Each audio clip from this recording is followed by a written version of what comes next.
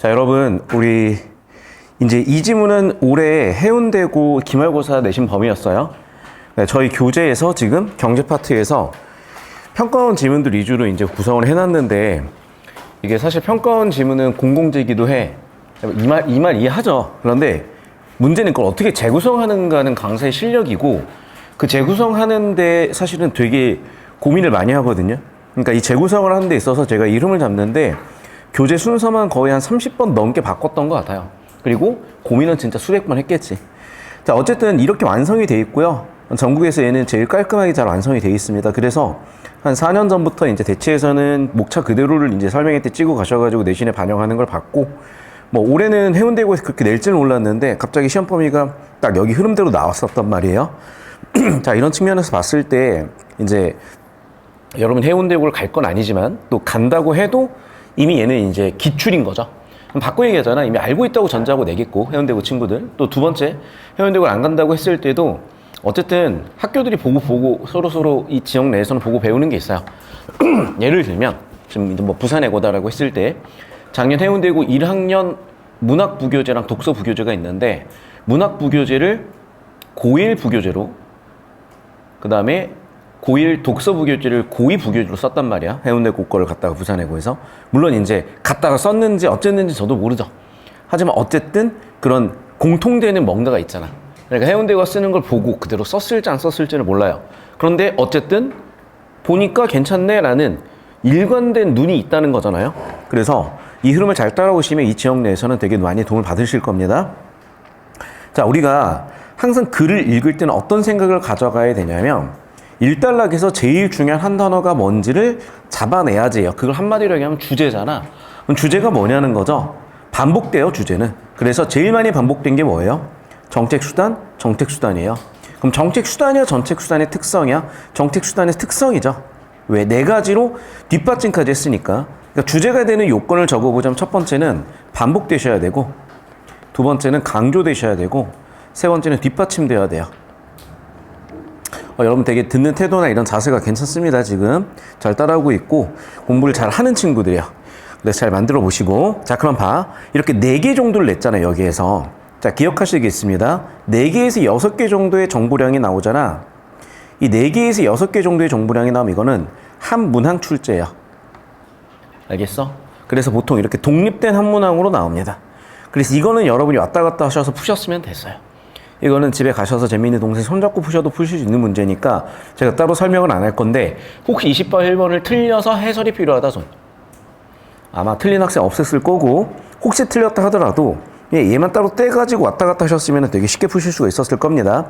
자, 다시 한번 얘기를 할게요. 이렇게 지금 보면, 자, 글을요, 글씨 검정색 글씨를 보려고 하지 말고 주황색 현관펜하고 파란색 글씨를 봐봐.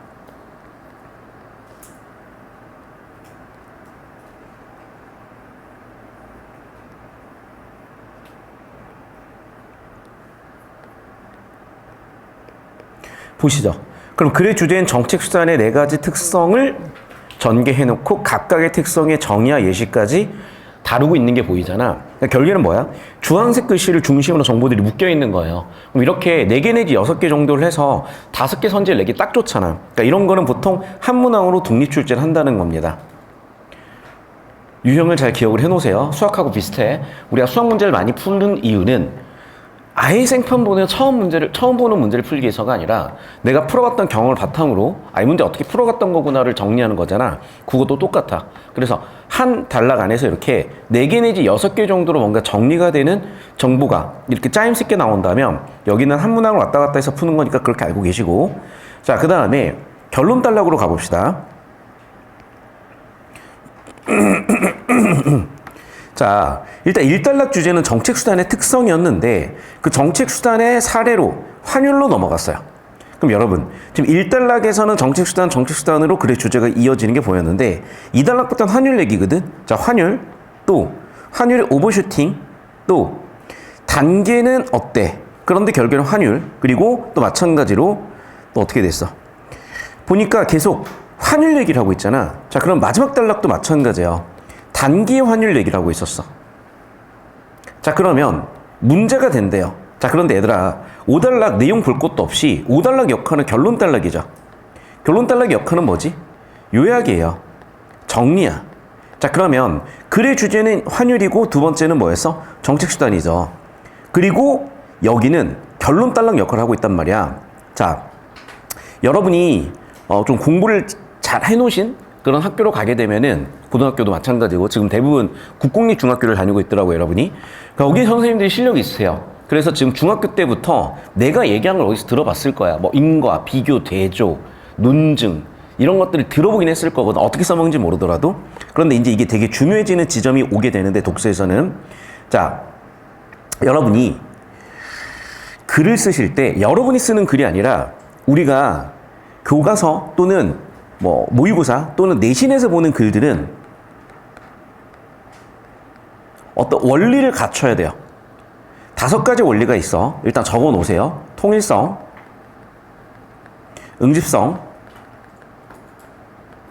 강조성, 단계성, 완결성. 각각 개념들은 차차 나중에 설명하고 여기서 중요한 건 뭐냐면 단계성. 그러니까 단계별로 처음에서 중간에서 끝에서 혹은 서론에서 본론에서 끝 결론에서 다뤄야 될 정보가 있다는 거예요. 자, 그러면 이걸 적용을 해봅시다. 1단락에서는 주제 세팅이죠.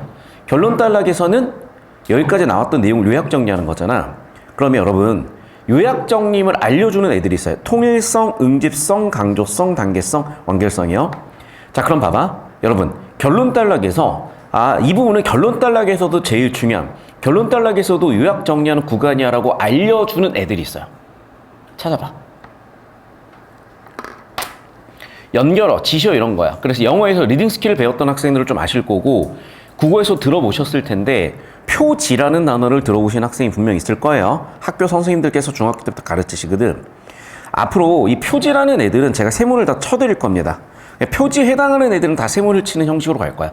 그러니까 이게 논리기어 얘들아. 뭐 그러나, 그런데 이런 거 다 역접이라는 논리기어죠. 그러므로 인과라는 논리기어죠. 예를 들면 앞쪽 내용의 상위 개념, 뒤쪽 내용에 적용한 하위 개념이라는 예시관계를 알려주는 정보관계를 알려주는 논리 기어죠. 그래서 여기 마지막 단락을 보면 표지가 하나 있어요. 그 표지만 잡으시면 한 문제가 바로 풀립니다. 찾아보세요. 결론 단락이고 결론 단락에서 제일 중요한 표지를 찾아야 돼.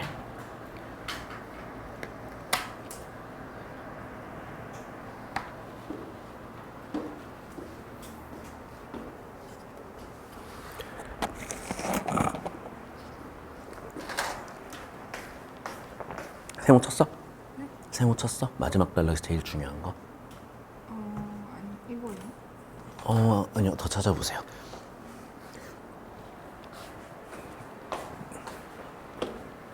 결론 단락이잖아요. 결론이니까 써놨지. 요약하고 정리해준다고. 여러분 이게 모든 분야는 재능의 영역이에요. 재능 있는 친구들은 안 가르쳐줘 혼자서 그렇게 하고 있어서 내 수업 안 듣고도 혼자서 그렇게 하고 있는 애들 되게 많아요. 그런데 문제는 어쨌든 재능충이 만든 2점이나 찍어서 만든 2점이나 어차피 똑같이 2점이라고 치자. 그런데 문제는 그 재능으로 푸는 2점짜리나 수업 듣고 이런 게 있구나 똑같이 해봐야지 해서 생긴 2점짜리나 똑같은 2점이요. 쉽게 얘기할게. 똑같이 하시면 돼요. 저랑. 자, 결론이니까 요약 정리해주는 애를 찾으라 그랬잖아. 요약 정리해주는 애들은 이러한 애들이에요. 이와 같은 애들이고요. 이러하니 지금까지 나와 있는 내용을 지시하고 있지. 이하 가치가 다시 한번 지시하고 있죠. 그러면 얘는 정보 가치가 엄청 높아지는 거야. 왜? 앞에 나와 있는 내용을 요약 정리 집약을 해놨으니까. 자, 그럼 얘들아 1단락 글의 주제는 정책수단이었죠. 정책수단이었죠. 자, 그럼 어떤 정책수단을 쓰지? 이렇게 과도한 문제에 대한 해결책이지 해결책으로서 미세조정 정책수단을 쓰지. 그런데 2, 3, 4단락 주제가 뭐였어요? 환율이었죠. 환율은 어떻게 하죠? 환율은 용인하다. 용인하다는 뜻이 뭐야? 환율은 내버려 두자. 맞니? 자, 그럼 봐봐. 환율이 막 오르든 떨어지든 그거는 내버려 두되 미세조정 정책수단을 쓰다 그랬잖아. 얘들아, 답내는 데 필요한 정보는요 검정색이 아니라 노란색, 주황색, 파란색이었다니까. 자, 이제 31번 정답이 바로 나와요. 풀어보세요. 다른 걸로 푸는 게 아니야. 다시 한번 얘기한다. 여기 현관펜 친 애들만 가지고 푸는 거야. 그럼 31번 정답이 그냥 깔끔하게 딱 하고 보여. 현관펜 친 애들만 가지고 답을 냅니다. 그러면 답이 그냥 딱 하고 보입니다. 찾은 사람? 손 들어봐요. 가서 확인 좀 하게. 손가락으로 몇 번이야? 오케이. 고쳐봐요, 그러면 그걸. 옳게 고쳐봐. 자, 문제가 있을 때 미세 조정 정책 수단을 쓰자. 환율의 추세는 용인하자. 3번이죠? 환율의 급등락이 있을 때 어떻게 해결을 하자? 미세 조정 정책 수단을 쓰고 환율의 추세를 용인하자 그랬는데 환율 추세 바꾼다 그랬으니까 3번 끝이라고. 지금 무슨 얘기인지 이해돼요? 그러니까 애들 잘 들어야 돼, 이게. 지금 그냥 항상 우리 인류는 그래왔지만 적응력이에요. 물론 이제 전문적인 기술도 전문적인 지식도 필요하죠. 전문가도 필요한데 그것만큼이나 적응력이 필요하다고. 그런데 이게 참 재밌는 게 고3이라고 여러분보다 더 수업을 잘 들을까요? 그렇지도 않아요. 반대로 고3 때 5등급, 6등급, 7등급 공부 진짜 못했던 거잖아. 근데 얘네가 1, 2등급이 나와요. 반대로 1, 2등급 했던 애들이 기복 생겨가지고 막 4등급, 3등급 나오는 경우도 있고. 왜 그런 거냐면 되게 간단한 건데 니네 때 습관을 잘 들여놓거나 아니면 유연하게 받아들이거나 그리고 제 수업을 가장 잘 소화하는 애들이 의외로 중학생들이야. 왜냐면 백지 상태에서 그냥 받아들여 버리거든. 그러니까 애들아 고민을 많이 해야 되고, 자, 우리가 운동을 많이 했다 그럼 근육이 커지는 것처럼 생각을 많이 하고 머리가 좋아지는 연습을 하면 머리가 힘들고 피곤하고 아프거든. 그걸 견뎌내고 그 과정에서 내가 성장한다는 그 느낌을 잡으셔야 돼. 난 이 분야 마스터잖아. 그 자신 있게 얘기할 수가 있어요. 막 피곤하고 머리가 복잡하고 머리가 아프고 막 존나 스트레스 받고 이러잖아. 이게 머리가 좋아지고 있다는 거야. 왜냐하면 여기서 내가 여러분을 괴롭히고 있는 게 아니잖아요, 지금. 물론 이제 뭐 아침에 일어나 뭐 예를 들면 여기 차은우가 딱 서 있으면은 그건 괴롭힘이 아니라 뭐 카리나가 서 있으면 행복하겠죠. 뭐 근데 그런 괴로움은 어쩔 수가 없는 괴로움이고 우리가 뭐 여기서 지금 연예인 보러 온 건 아니니까. 그러니까 그럴 일을 하면서 이제 이미 포기하신 거고 그건. 그리고 여기에 이제 공부하러 왔단 말이야. 그럼 당연한 거야, 얘들아. 공부는 힘들어요. 운동도 힘들어요. 뭐든지 내가 3년 뒤에 성년이 돼서 먹고 살만한 문제를 스스로 먹고 살기 위한 내 능력을 갖추는 건 누구나 힘들어요. 그럼 간단하지. 운동선수가 물론 재능이 있으면 운동이 쉬울 수도 있겠다만 야, 그 어떤 운동선수도 그 힘든 근육통과 그 힘든 트레이닝 과정을 편하다고 얘기는 못해요. 자, 그래서 여러분이 어렵다, 내가 성장하고 있다. 다시 한번 설명한다. 글을 어떻게 읽으라고요? 그냥 읽으셔도 돼. 혼자서 읽을 때는. 근데 수업을 듣고 배운 내용을 적용하는 과정에서는 어떻게? 이런 형광펜들에 내가 집중을 해봐야지. 바로 한 문제 풀렸죠? 28번. 형광펜들에 집중을 해봐야지. 바로 한 문제 풀렸죠? 31번. 이 느낌이라고. 우리 결국 다 고르려고 읽는 거잖아. 그러니까 니네가 집에서 혼자 취미로 과제로 읽는 거는 마음대로 읽으셔도 되는데 답을 고르겠다, 시간 안에 고르겠다 이렇게 하시는 거야. 그러니까 의도적으로 내가 읽는 거를 조절하셔야 돼. 그럼 어디에 세모 쳤어? 이와 같은 이러한에 세모 친 거예요. 그러니까 앞으로 이런 애들이 나오면 세모를 칠 건데 얘네들 이름이 뭐냐면 표지라고 해요. 영어에서는 이걸 연결사, 뭐 지시어라고 하는데 국어에서는 지시표지라고도 하고 연결표지라고도 해요. 그러니까 표지가 뭐냐면 다른 정보와는 성격이 조금씩 달라. 예를 들면 얘들아, 자, 우리가 수학을 공부한다고 치자. 예를 들면 이 아이, 니네 또 복수수 안 배웠겠구나. 2루트 3, 뭐 2, 5분의 7 있다고 합시다. 근데 내가 여기서 유리수라고 했다고 쳐봐. 그럼 봐봐. 얘네들 다 수학적인 용어들이거든요. 근데 여기서 내가 유리수라고 하는 애들을 구분해서 좀 이 주황색으로 현관펜 친 애들과 유리수를 구분하고 싶지 않아지니? 맞잖아. 그러니까 이 루트 3, 2, 5분의 7은 전부 다 뭐야? 데이터들이야. 값들이라고요. 근데 유리수라는 거는 뭐야? 개념이지. 그러면 유리수는 여기서 누구까지 영토로 데려갈 수 있어? 이렇게 영토로 데려갈 수가 있니? 2는 정수인 유리수, 5분의 7은 정수가 아닌 유리수. 자, 그럼 우리는 이쪽 영토를 만들려면 뭐라고 이름을 써줘야 돼? 무리수라고 써줘야 되니? 실수라고 쓰면 안 되니? 내 말이 그 말이야. 자, 여기에 내가 유리수라고 써줬고 저쪽에 2루트 3이 박혀 있으면 저쪽에 실수라고 쓰고 싶진 않죠. 저쪽이 뭐라고 쓰고 싶어져? 선생님 담으셨으면 저기다 갖다 놓으셨구나. 자, 무리수라고 쓰고 싶어지지. 그럼 봐봐. 이걸 전체를 포함하는 개념 뭐라고 쓰고 싶어져? 실수라고 쓰고 싶어지죠. 이게 기본적인 정보를 처리하는 방법인 거야. 그러니까 무슨 얘기냐면 지금 이 검정색 글씨들은요. 유리수, 무리수, 실수, 2루트 3, 2, 5분의 7을 구분 없이 나열해 놓은 정보들이에요. 그러면 그렇게 나열된 예를 들면 분리수거가 안 돼 있는 상태의 정보들을 분리수거를 해야 되는 거야. 페트병에 담고 뭐에 담고 뭐에 담고 하듯이. 그러면 주황색이나 파란색 세모를 쳐드리는 거는 그 분리수거하는 기준들인 거예요. 그래서 우리가 글을 읽는다는 건 읽는 건 기본이고 분리수거까지 하셔야 돼. 정보는 그 두 가지 방법으로 처리하는 거야. 이해를 하고 계시니까 다시 한번 설명드리는데 여러분 검정색 글씨를 그냥 데이터라고 한다면 이 데이터를 지배하는 걸 메타데이터라고 해요. 어려울 수 있는데 이해하실 거예요. 우리가 인지가 있고 메타인지가 있잖아. 비슷해. 여기까지 이해되셨니? 자, 그럼 이제 보실게요. 그래서 우리가 검정색 글씨를 열심히 읽는다고 답이 나오는 게 아니에요. 검정색 글씨에서 주황색, 파란색 글씨 간의 관계를 잡아야 답이 나오는 거지. 여기도 마찬가지입니다. 검정색 글씨 열심히 읽는다고 시간 안에 답이 나오는 게 아니라 노란색 세모도 칠 줄 알고 주제, 환율을 용인해라. 그리고 주제, 정책수단, 미세조치 정책수단을 써라. 여기 딱 집중하고 있어야 3번에서 환율의 추세를 용인하라 그랬는데 바꿨네, 아웃이네 바로 보이는 거지. 여기까지 되셨니? 질문. 자, 그래서 바로 한 문제 정답이 나왔던 거예요. 여기까지 되셨죠? 자, 그럼 봐봐 얘들아. 이렇게 해서 두 문제가 벌써 풀린 거야. 자, 봐봐. 어휘 문제 빼면 지금 몇 문제 있어? 5문제야. 근데 5분의 2가 끝났잖아 지금 이렇게. 아시겠어요? 뭔가 피곤해 보시는데. 자, 그 다음에 이제 2단락으로 가볼게요. 2단락에서 무슨 얘기를 하고 싶은 것 같아요? 그러니까 한마디로, 한 단어로 무슨 얘기를 하고 싶은 거예요? 여러분 옆에다가 10자 이내로 써보세요. 2단락에서 글 쓴 사람이 하고 싶은 얘기가 있어. 무슨 얘기를 하고 싶은 것 같아 결국에는? 2단락 옆에다 한번 써봐. 1단락 옆에다는 정책수단이죠. 2단락 옆에다는 뭐라고 쓰면 될까?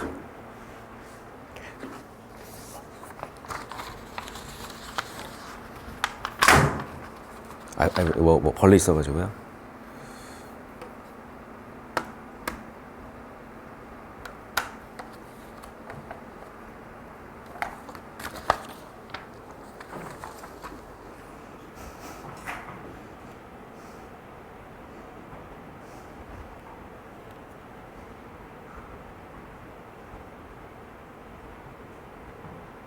어려울 수 있어요, 여러분. 근데 잘 따라오시기만 하면 훌륭합니다. 괜찮아요. 잘 따라오시기만 하면 돼요.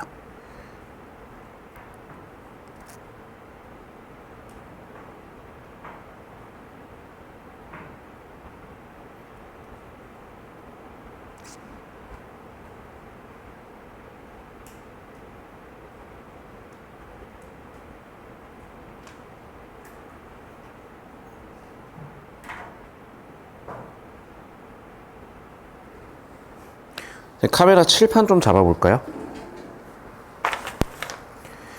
자, 여러분 우리가 글을 하나하나 다 읽는 것보다는 요점 정리를 했거나 개요를 짜놓은 걸 보면 훨씬 글이 이해가 쉬울 거야. 그 얘기예요. 그러니까 지금 저는 여러분한테 뭘 보여드리고 싶은 거냐면 쉽게 얘기해서 이 글의 개요가 어떻게 써졌는지를 보여드리고 싶은 거야. 자, 그래서 글의 개요는 간단하게 얘기하잖아요. 자, 1단락은 뭐라고? 정책수단의 특성이요.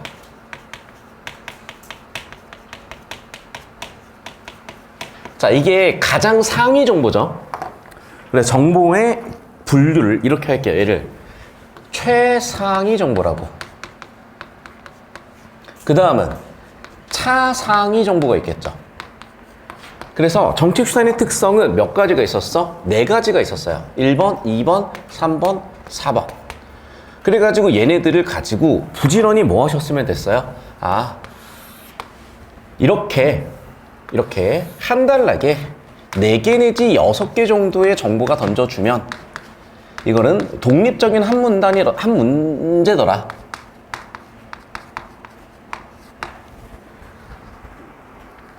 그게 28번이더라. 여기까지 되셨죠? 자, 두 번째는 자, 이제 2단락으로 갈 거고 3단락으로 갈 거고 4단락으로 갈 건데 자, 2, 3, 4단락을 전체를 관통하는 핵심 개념이 하나가 나왔어요. 자, 일단 1단락의 소주제 스몰 t1 소주제는 정책수단의 특성. 2단락은 뭐 얘기하는 것 같아? 어떤 정보를 결국 제일 많이 얘기하고 있어요? 환율이라는 정보를 제일 많이 얘기하고 있죠. 환율에 대한 정의 뭐 등등등 얘기하거든. 그런데 그 중에서도 환율에 뭘 얘기했어요? 2단락은? 제일 많이 반복되는 단어가 뭐야? 자, 이쪽으로 와볼까요? 제일 많이 반복되는 단어는 세무 쳐보면 알아. 그러나 단기, 얘들아 봐봐. 단기라는 단어가 나오면 대립되는 개념은 중기겠냐, 장기겠냐, 초기겠냐. 장기겠지. 그게 상식이야. 이런 거 잡는 거야. 자, 만약 이런 것도 가정인데 글의 주제인 환율이 예상과 다른 방향으로 움직이거나 또는 예상과 같은 방향으로 움직이더라도 변동폭이 크게 나타날 때 과도한 위험. 위험하면 안 되죠. 위험하다는 앞으로 problem, P, 문제라고 적을 거예요. 그래서 문제 상황이 던져지면 되게 중요한 거야. 그게 바로 뭐야? 오버슈팅이라고 얘기를 했죠. 그런데 이러한 오버슈팅이라고 지시하면서 한 번 더 얘기했지. 한 번 더 환율의 오버슈팅이죠. 얘들아 그럼 봐봐. 환율이 예상과 다른 방향으로 움직이는 거. 그게 바로 오버슈팅인데 한 번, 두 번, 세 번, 네 번 얘기하잖아요. 지금 오버슈팅을. 그래. 그러면 결국에는 2단락부터 이어진 하고 싶었던 얘기는 뭐였다는 거야? 환율의 오버슈팅이요. 여기까지 됐어요? 그럼 환율의 오버슈팅이 뭐야? 예상과 다른 방향으로 움직이는 거. 그래, 예상과 다르거나 또는 예상은 했는데 너무 커. 그러면 이제 우리가 대응이 힘들잖아. 예를 들면 뭐 비가 올 거라고 생각을 했는데 예를 들면 뭐 1시간에 뭐 100mm 대비를 했어요. 근데 예상보다 막 500mm가 와버렸어. 아니면 날씨가 맑을 거라고 예상했는데 갑자기 뭐 1시간에 막 100mm 퍼부었어. 그럼 사고 날 수가 있잖아. 똑같다고. 운전을 해. 상대 차가 시속 100km 달리겠지. 근데 갑자기 200km로 달려. 또는 상대 차가 안 움직일 거라고 생각했는데 움직여버렸어. 다 예상과 다른 방향이고 예상과 예상을 했더라도 과도하지. 그러니까 위험에 노출될 수 있겠죠. 자, 그럼 다시 이쪽으로 와볼게요.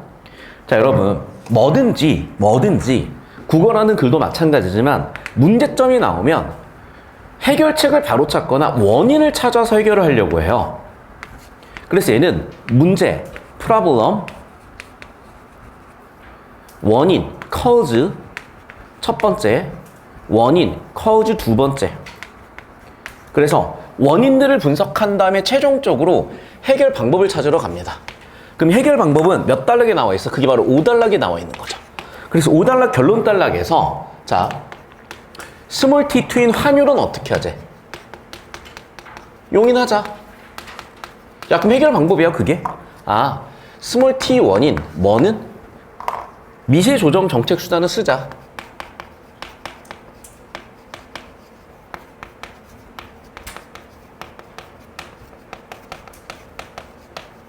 자, 그렇게 해서 정리를 해보셨더니 바로바로 정답 나왔죠? 자, 그래서 1단락 가지고 28번 문항 설계, 그리고 5단락 가지고 28, 29, 30, 31번 문항 설계 정답도 바로바로 보였다는 거 확인되셨을 거야. 이렇게 해서 문제 끝난 거야. 그러니까 문제를 풀 때 우리가 이렇게 개요를 짜면 되게 쉬워지고, 여러분 서술형도 결국 개요 쓰라는 문제예요. 특히 해운대고 간다 준비 많이 하셔야 되고, 부산해고 두말할 필요도 없어요. 결국에는 해운대 입실적이 제일 좋아서 지금 V래고도 그렇고 부산해고도 그렇고 따라가고 있는데, 해운대고 난이도가 100이라면 해운대고는 수능에서 제일 어려운 걸 바로 1학년 때 내니까, 부산해고 V래고는 원래 재작년에는 40 정도 했다가 올해 50에서 60 정도로 지금 난이도 올라가고 있어요. 그래서 이걸 해두시면 여러분 부산 지역에 어떤 자사고를 가도 유리하실 거고, 대신에 이제 일반고 같은 경우에는 이런 변별력보다는 좀 암기를 누가 더 많이 했냐, 누가 더 실수가 없는 싸움을 했냐, 사실 그런 문제가 생길 수 있거든. 여기까지 정리되셨죠? 자, 그럼 봐봐. 그냥 환율도 아니고 환율의 오버슈팅. 오버슈팅이 뭐야? 과도하게 오르고 내리는 거죠. 자, 그럼 우리는 머릿속에 당연히 생각을 해야죠. 환율이 어떻게 되고 있어? 과도하게 상승하거나 과도하게 하락할 수 있죠. 그럼 과도하게 상승 하락하는 원인을 찾아 해결해야지. 그럼 결국에는 환율이 어떻게 움직이는지 봤더니, 자, 3단락, 4단락 딱 넘어가는데 환율을 두 가지 정도로 나눠요. 어떤 환율과 어떤 환율? 그렇죠. 장기의 환율과 단기 환율로 나눴어요. 그럼 내가 세무를 치는 거야. 환율을요, 뭐 국내, 뭐 국외 또는 원화, 뭐 기축통화, 뭐 아니면 뭐 개도국 이렇게 나눌 수도 있어. 뭐 초기, 중기, 장기 이렇게 나눌 수도 있어. 그런데 항상 보면 알겠지만 장단기란 표현을요 5번 이상 씁니다. 그럼 여러분 머릿속에서는 개요가 어떻게 해? 환율이 과도하게 오를 수도 있고 변동할 수 있는데 장기 환율이 어떻게 바뀌고 단기 환율이 어떻게 바뀌는지 정리해봐야 돼요. 여기까지 되셨니? 자, 그럼 3단락 보면은 그 장기 환율 공식이 나와요. 한번 장기 환율 공식을 좀 이따 같이 한번 써볼 거거든. 자, 이제 이쪽으로 와볼게요. 자, 똑같이 따라오셨습니까? 자, 똑같이 따라오셨으면 이제 3단락 가볼게요. 자, 그래서 뭐 물가 경직성 다 중요해. 알겠어. 봐봐. 여기도 보면은 물가 경직성이 흐름이 이어지는 게 보일 거예요. 그런데 결국에는 그래서 환율이 어떻게 움직이냐고 쭉 봤더니 이에 의하면 장기의 환율은 자국 물가 수준을 외국 물가 수준으로 나눴대요. 이게 바로 장기 균형 환율이래. 예시가 어떻게 돼? 국내 통화량 늘었어. 장기 자국 물가도 높아져. 장기 환율도 높아져. 그런데 통화량을 물가로 나눈 실질 통화량은 유지가 된대. 자, 이 부분 가지고 또 한 문제 답이 나와요. 다 필요 없고 이 부분만 제대로 잡았어도 답이 한 문제 더 나온다고. 자, 필기하시고 공식 쓰세요. 연습하세요, 여러분. 여러분이 지금 다 맞추는 거 아니면 배울 게 많다는 얘기야. 수학하고 다르게 국어의 문제점은 뭐냐면 적당히 찍어서 맞춘 것도 맞았다고 착각하고 넘어간다는 거. 수학은요, 부분 점수가 정말 박하죠. 국어는 부분 점수가 너무 후해요. 5개 중에 하나 골라도 부분 점수를 주니까. 그게 아닙니다. 정확하게 따라오셔야 돼.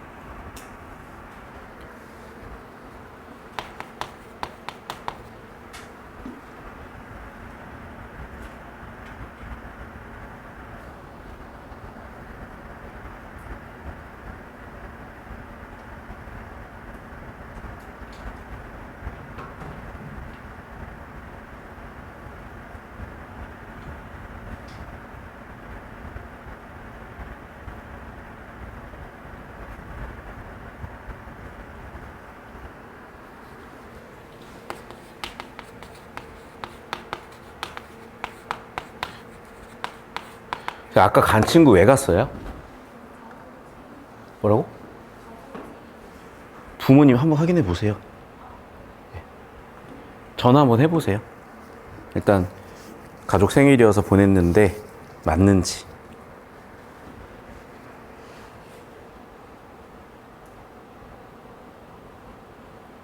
빨리 필기하십시오. 여기 얘들아 쉬는 시간 주잖아. 쉬는 시간에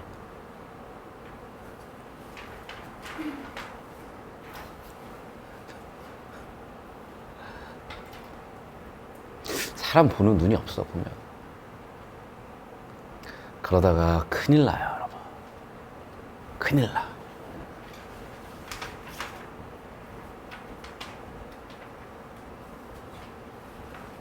선생님 카메라 이쪽 잡아주세요. 이쪽 잡아주고 한번 확인해 보세요.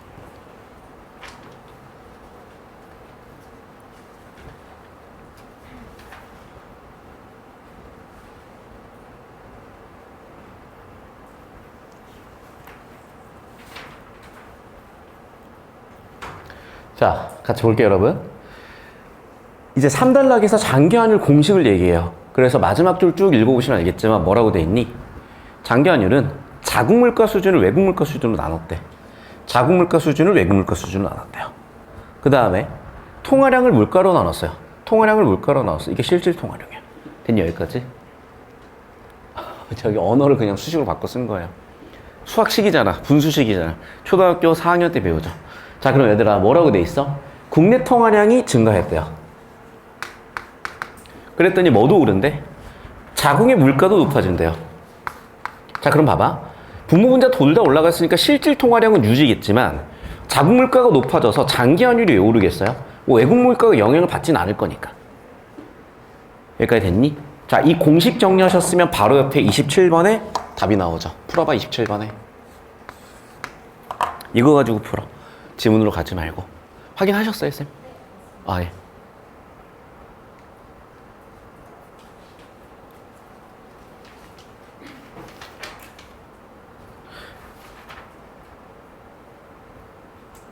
바로 나올 건데? 찾았어? 고쳐봐, 그러면. 이거 갖고 푸는 거예요, 여러분. 근데 이제 여러분 머릿속에서 쓰면서 들으세요. 자, 지금 공부하는 건 고3까지 끝내시면 되는 공부예요. 근데 우리가 이제 뭐 선행이라는 걸 하잖아. 그럼 뭐 수학도 뭐 고2, 고3을 한 바퀴 돌리는 경우도 있고, 미적까지 다 돌아가는 경우도 안 돌아가는 경우도 있긴 한데, 이게 수학보다 국어가 선행이 더 필요한 이유가 왜 그러냐면, 고1 첫 시험에 고3 제일 어려운 걸 낸다니까? 해운대고. 대표적으로. 다른 학교들도 슬슬 닮아가요, 이제. 왜냐하면 고1, 2 내신 교육청은, 고1, 2는 그러니까 국어가 컨텐츠가 충분히 개발이 안 됐고 과목의 특징도 있다 보니까 고1 때 변별하는데 사실 이만한 게 없어요. 그래서 상위권 학생을 변별하는데 무조건 이게 들어와. 근데 예를 들면 니네가 고1 수학을 하는데 미적분을 바로 물어보는 학교는 없어. 자사고로 간다면 더더욱. 뭐 특목 같은 경우는 좀 커리큘럼 다니까 그럴 수 있겠다. 근데 그렇다고 1학년 첫 시험부터 막 고3 미적을 내진 않잖아. 그러니까 오히려 얘가 필요한 거예요. 여기까지 필기 되셨니? 자, 이쪽으로 봅시다. 자, 다시 한번 얘기합니다. 이제 정리해 볼게요. 자, 국내 통화량 증가됐어. 그럼 우리가 저기다 적어놨다시피 뭐도 높아져? 물가도 높아지고 실질 통화량은 유지야. 그러니까 중간에 빠진 정보가 있네요. 물가도 높아져. 그러면 뭐분의 뭐가? 네, 물가분의 통화량이 실질 통화량인데, 자, 국내 통화량 증가했어. 국내 통화량 증가했어. 물가도 증가돼. 부모자 둘 다 증가했으니까 실질 통화량 그대로야. 하지만 자국의 물가만 올라버리니 어떤 일이 벌어져? 장기 환율 오르죠. 그래서 정답은 1번 되시겠네. 얘들아, 벌써 세 문제 끝났어. 표정을 보니까 어려운 것 같기도 하고 이해를 하는 것 같기도 하고. 된 여기까지? 벌써 세 문제 끝났어요. 봐, 27번, 28번, 31번. 여기까지 되셨어요? 자, 그리고 이제 4단락으로 가볼게요. 자, 그래서 여러분, 이제 저번 주에 제가 하려다가 이제 못한 부분인데, 여기 30페이지 있죠? 여러분, 30페이지 1단락을 한번 읽어볼래요? 그리고 저 따라오세요. 카메라는 여기 적겠습니다. 이게 제일 중요한 경제 공식이에요. 여기로 잡고 계시면 돼요. 그러니까 거기 읽어보면서 들으세요. 수능에서 경제가 차지하는 비중이 한 5%에서 10% 정도 될 거예요. 수능에서. 그러니까 예를 들면 우리가 뭐 수열이다. 수열 한 문제 정도 나올라나? 한 뭐 3점에서 5점 정도 되겠죠. 그것보다는 얘가 더 비중이 커. 자, 그런데 그 경제에서도 예를 들면 수열도 뭐 등차 수열, 등비 수열이 있고 뭐 학공식 있고 그렇잖아요. 그런데 경제에서 제일 중요한 공식이요. 그러니까 수능으로 치자면은 얘가 1, 2% 정도는 차지해요. 그렇죠. 우리 인생 살면서 경제 모르면 돈 모르면 문제가 될 거 아니야. 자, 거기 1달러 한번 읽어볼게요. 읽어보시고 고개 들면 제가 정리를 해놓겠습니다.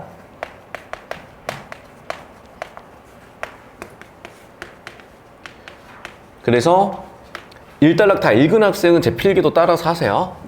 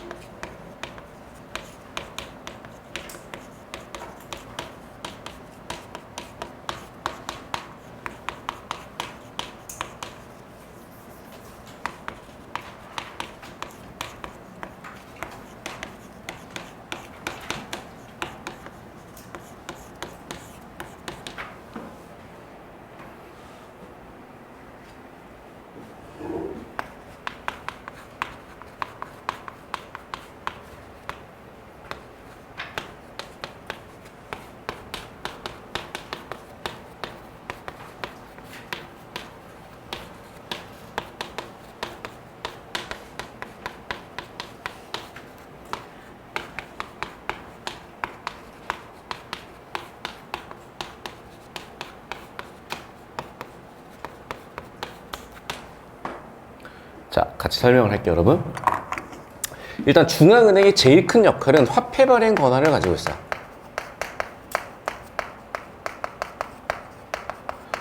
화폐 발행 권한을 비롯해서 화폐, 이걸 통화라고 하는데 통화에 대한 모든 정책을 할 수 있는 게 중앙은행이에요. 그래서 중앙은행이 하는 게 통화 정책입니다. 이게 한 번 들어서는 잘 안 될 거니까 앞으로 수업하면서 더 정리를 해드릴 거고 그때그때 부지런히 정리하시고 우리가 누구나 부자가 되고 싶잖아. 아니면 최소한 돈에서 문제를 갖고 싶진 않잖아. 자, 돈을 모르면 돈 문제가 생깁니다. 돈은 중앙은행이 발행하고 돈에 대한 규칙은 중앙은행이 정합니다.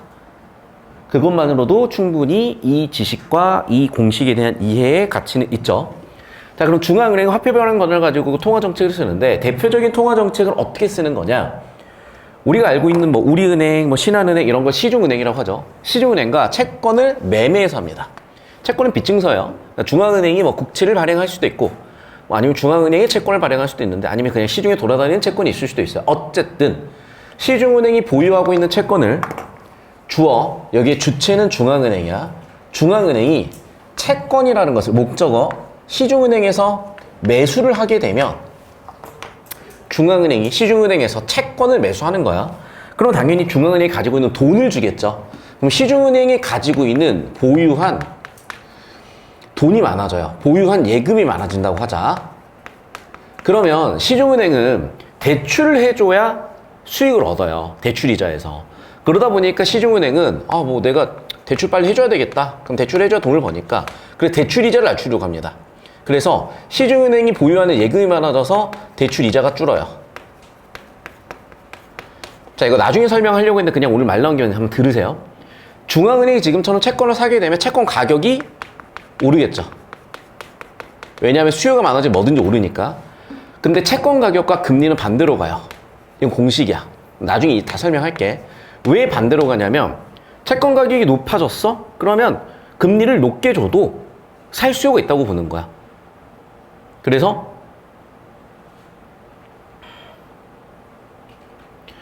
아니 반대로 채권 가격이 높아졌어. 그럼 사람들이 안 사려고 하니까 금리를 낮추려고 한다는 거예요. 그래서 채권 가격과 금리는 반대로 갑니다. 여기까지 정리되셨죠? 자, 그래서 중앙은행이 시중은행이 가지고 있는 채권을 사게 되면 금리가 떨어지고 그러면 금리는 이자율이거든? 금리와 이자율이 떨어지니까 예를 들면 이런 거야. 내가 10억짜리 집을 바로 사긴 힘들어. 그런데 금리가 10%면 1년에 1억씩 내야 돼요. 근데 금리가 1%면 1년에 1,000만 원만 내면 돼. 한 달에 100만 원도 안 되는 돈으로 10억짜리 집을 살 수가 있잖아.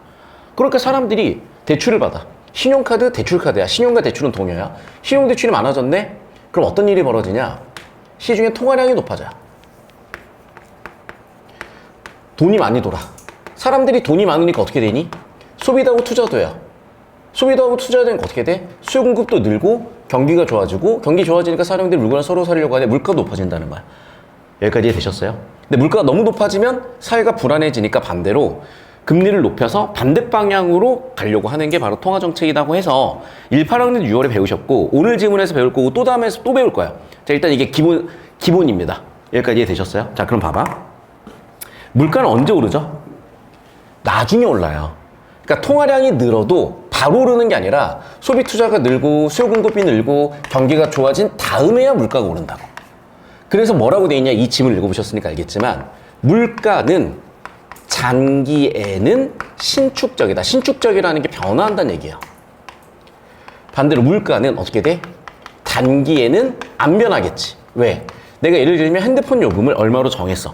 내가 월세를 100만 원으로 정했어. 근데 갑자기 물가 올랐다고 집주인이 야 월세 200만 원 내. 이럴 순 없단 말이야. 임대차 계약 기간이 끝나야 상승을 하는 거지. 그래서 단기의 물가는 안 오르지만 장기에는 오를 수밖에 없어요. 여기까지 이해됐니? 그래서 이 지문에도 나오는 거야. 장기에 자 물가 올랐죠? 통화량도 올랐죠. 그러니까 실질 통화량은 안 올랐다고. 하지만 결국에는 자국 물가가 올라서 장기 환율도 올랐다는 공식에 대입한 겁니다. 근데 단기에는 어떻게 되겠어요? 물가는 안 오르고 통화량만 오르는 일이 벌어지는 거야. 그걸 이제 4달러에 설명을 할 거고. 여기까지 이해되셨을까? 일단 필기해놓고 한 번 듣고는 이해가 안 돼요. 근데 두 번, 세 번, 네 번 듣고 텀을 두고 들으시면 이해가 될 겁니다. 자, 이제 이쪽으로 더 따라오겠습니다.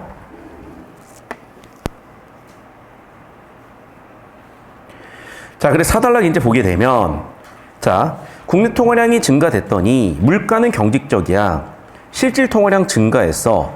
금리는 하락한대. 자, 이것도 왜 그런지 설명을 해줄게.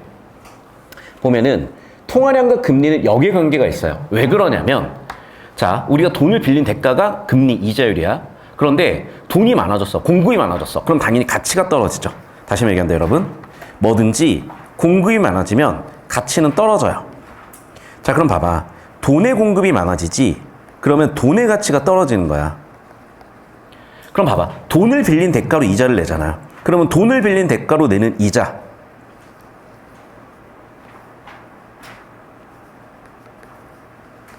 당연히 이자도 떨어져야죠. 됐니? 자, 그래서 돈의 공급이 많아졌어.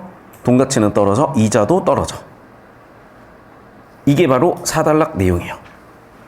자, 여기까지 따라오셨죠? 영상 잠깐 끊어볼게요. 필기 이제 따라옵니다, 여러분. 자, 돈의 공급이 많아지면 돈 가치가 떨어지니까 이자가 떨어진다 그랬잖아. 근데 이자는 봐봐. 내가 남한테 돈을 빌려줘서 받을 수 있는 돈이죠.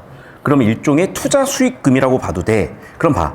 결국에는 내가 투자했을 때 수익률이 떨어지는 거야. 그래서 여기 나와 있다시피 금리가 하락했더니 기대 수익률도 하락하는 거야. 그러면 뭐하러 굳이 여기다 투자를 하겠어요? 기대 수익률이 높은 외국으로 투자를 하겠지? 그래서 어떻게 하겠어? 외국으로 자본 유출이 됩니다. 여기까지 됐니? 자, 그럼 여기까지 흐름을 다시 한번 이쪽에서 적어볼게요. 자, 카메라 이쪽으로 오겠습니다. 여기 기준을 오른쪽 잡아주세요. 자, 다시 한번 이제 얘기해 볼게요. 자, 통화량과 금리는 반대라 그랬지? 통화량이 늘어요. 금리가 떨어져. 금리가 떨어졌네? 기대 수익률이 떨어져. 기대 수익률이 떨어졌다는 건 굳이 거기다 투자할 필요가 없죠? 기대 수익률 떨어지니까, 이거는 비례 기운지 알지? 기대 수익률 떨어졌으니까 뭘 한다고요? 외국으로 자본 유출이 돼요. 자, 그럼 얘들아 잘 봐야 돼. 외국으로 자본 유출하려면 잘 들어. 기축 통화라는 거는 달러야, 쉽게 얘기하면. 전 세계가 거래할 때 쓰는 축이 되는 통화야. 그래서 환율의 개념은 사실은 기축 통화 대비 교환 비율이에요. 그래서 달러랑 원화 개념이야. 1달러에 1,000원, 환율 1,000원이라고 하는 거야. 1달러에 2,000원, 환율이 2,000원이라고 하는 거야. 자, 그럼 여기서 중요한 거. 환율이 올랐다라는 건 뭐냐면 1달러 1,000원에서 1달러 2,000원으로 바꿔주는 게 환율이 올랐다야. 자, 그럼 환율이 상승하는 경우를 생각을 해보자. 1달러를 1,000원 주고 사던 상황에서 1달러를 2,000원 주고 사야 되지. 맞니? 자, 그러면 여러분 1달러를 1,000원 줬었는데 1달러 2,000원 줘야 된다? 환율이 상승했다? 뭘 얘기하는 거야? 원화 가치가 높아졌을까 떨어졌을까? 환율이 상승했다는 거는 원화 가치가 높아진 거에 떨어진 거야. 떨어진 거야. 판단해봐. 어떤 경우 환율이 올지 생각을 해봐요. 그러니까 얘들아, 이제 공부라는 게 개념이 슬슬 바뀌어. 고1부터는. 그러니까 중학교 때까지는 성실하게 학교 선생님 수업 열심히 듣고 잘 베껴줬고 잘 외웠으면 돼요. 그런데 고등학교 공부부터는 이제 머리를 쓰냐 못 쓰냐에서 갈리기 시작을 해. 그러니까 이거를 생각을 해내야 돼. 근데 당장은 대답은 못해도 아, 저게 저렇게 되는 거구나 이해를 하고 반복을 해서 사실은 생각해내야 될 문제인데 외워서도 할 수는 있거든. 그런데 모든 부분을 외우기는 못 가르쳐요. 어쨌든 생각해내야 되는 부분이 생겨. 생각을 해내셔야 돼. 얘들아, 간단하지. 1달러를 얼마 주고 샀어? 1,000원. 1달러 얼마 주고 사야 돼? 2,000원. 그럼 얘가 원화 가치가 높은 거예요? 얘가 원화 가치가 높은 거예요? 너무 쉬운 건데? 1달러를 1,000원 주고 살 때가 원화 가치가 높아요? 2,000원 주고 살 때 원화 가치가 높아요? 자, 1,000원이다. 손가락 하나만 들어봐. 2,000원이다. 손가락 2개 들어보세요. 그래, 1,000원이지. 왜? 1달러를 1,000원밖에 안 줘도 되는데 1달러를 2배를 줘야 되잖아. 이해됐어요? 즉, 환율이 상승했다는 얘기는 뭐야? 맞아요. 시장에 원화 공급이 늘어. 원화 가치가 떨어져. 따라서 원화의 환율이 어떻게 된다? 오른다예요. 이게 공식이야. 근데 이 공식도 왜 이 지문에 자세히 설명을 안 해주냐면 이미 기존 기출들에서 배워서 머릿속에 있다고 보는 거고 학교 선생님들은 그런 맥락 없이 그냥 내세요. 다시 정리한다, 여러분. 어떻게 됐어? 외국 유출이 된다는 건 원화를 판다는 얘기겠죠. 따라서 원화 가치가 떨어지면서 환율이 오른다야. 이해됐죠? 그래서 외국 유출이 되면 어떻게 된다? 환율이 폭등하는 환율의 오버슈팅 현상이 생긴다요. 이게 바로 4단락 내용입니다. 여기까지 정리되셨죠? 자, 그러면 이제 이어서 자, 이제 세 번째 문제 답을 바로 낼게요. 자, 여러분, 이건 A국의 상황이라고 치자. 그리고 이제 B국으로 얘네가 자본 유출하려고 했는데, 어머나, 자, 예를 들면 A국의 금리가 10%에서 5%로 줄었대요. B국은 7%부터 치자. 그러면 10%보단 7% 낮으니까 여기다 투자를 했겠죠. 근데 5% 떨어지면 7% 높으니까 B국의 금리가 더 높다고 생각을 하면 B국의 수익률이 더 높다고 생각을 할 것이고, B국의 수익률이 더 높다고 생각을 했으니까 B국으로 자본이 유출이 될 거 아니야. 근데 봐. 지문에서 뭐래? 세 번째 문제 1번 선제에서 B국의 금리도 떨어져 버렸대요. 그럼 B국의 금리도 떨어지면 B국의 기대 수익률 떨어지는데 B국으로 유출시킬 필요가 있을까 없을까? 없지. 그러니까 원화 공급 덜 생기고 원화 가치 덜 떨어지고 환율 덜 올라서 오버슈팅은 덜해지죠. 이게 바로 세 번째 문제 30번 29번 문제 정답 1번이에요. 그래서 필기하십시오. 자, 이제 한 문제 남았어요.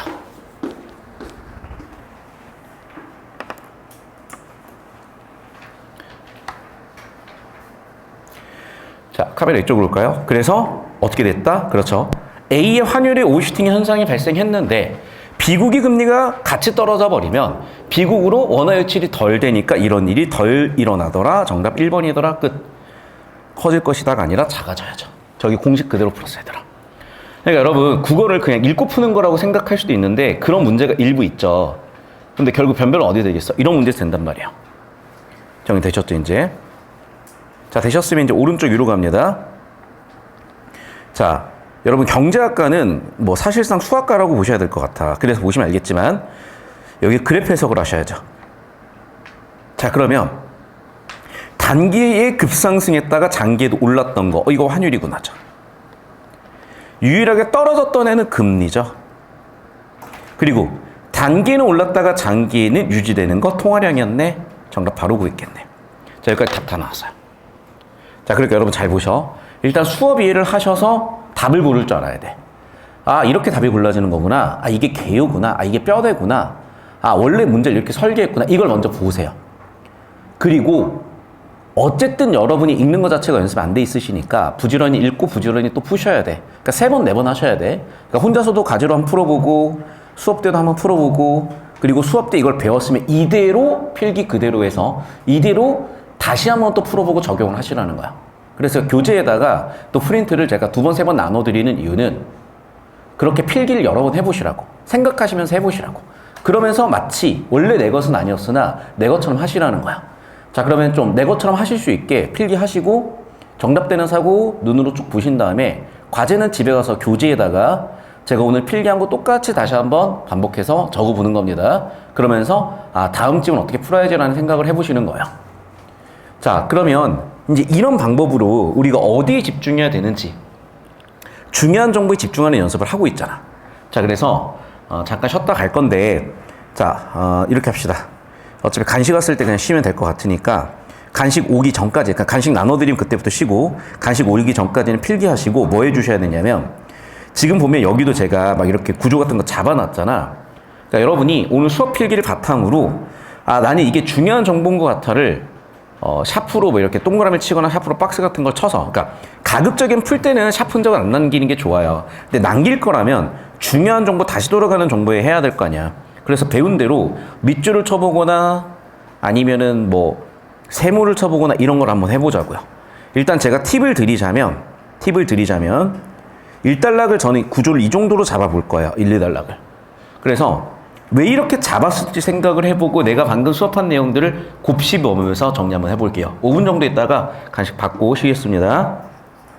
자, 혹시 질문 상담 있으면 저 부르세요. 수업 내용에 대해서. 그러니까 왜 여기에 밑줄 쳐야 되는지 왜 그러는지도 사실 모를 수가 있잖아. 처음 들으니까. 편하게 한번 질문을 해주십시오. 자, 잠깐만 화장실 좀 갔다 오겠습니다. 자, 여러분 독서를 읽어나가는 공식은 똑같습니다. 아까랑. 얘도 지금 1달러의 주제 세팅이고, 근데 이 주제가 그렇게 두 개가 있었잖아. 지금 보는 이 지문도 그래요. 자, 그러면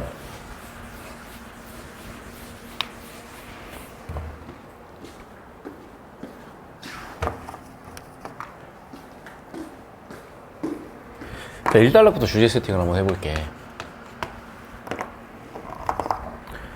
자, 글 전체를 관통한 주제는 뭐니? CDS 프리미엄이요.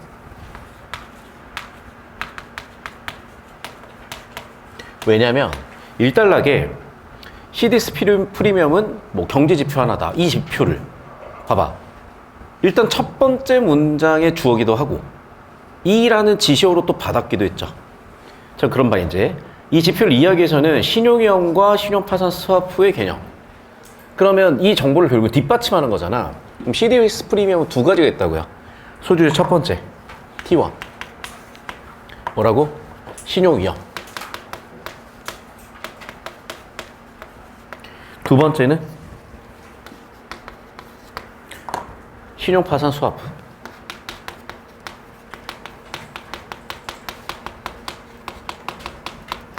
CDS. 자, 그러면 이제 둘 다 각각 어떤 개념인지 보셔야 되겠는데, 자, 2달러 가보니까 첫 번째 개념이 신용위험부터 설명을 하죠. 채권은 결국 빚증설에 빚을 냈기 때문에 채권에 대해서 뭐가 있다? 부도위험이 있다. 그래서 문제니까 P라고 적으시면 되겠죠. 뭐가 있었다? 신용위험. 신용위험은 여러분이 알고 있는 단어로 바꿨으면 부도위험, 빚을 안 갚을 위험. 자, 그럼 이건 어떻게 대비할 것인가? 아, 신용평가 제도로 해결을 하겠대요. 아, 그래. 그럼 봐봐, 여러분. 해결책이니까 당연히 중요하잖아. 그러니까 3단락의 소주재물이 된 거죠. 야, 그럼 신용평가 제도가 뭔데? 자, 제일 높은 A는 트리플 A. 그 다음은 더블 A. 그 다음 뭐 싱글 A. 그 다음은 트리플 B. 뭐 더블 B 등으로 가다가 마지막인 D. D는 영어의 디폴트예요. 디폴트는 이제 파산을 의미하죠. 그러니까 빚을 안 갚는 거지. 그럼 여기로 갈수록 우량하고 여기로 갈수록은 비우량하겠구나. 그러니까 위험하겠구나.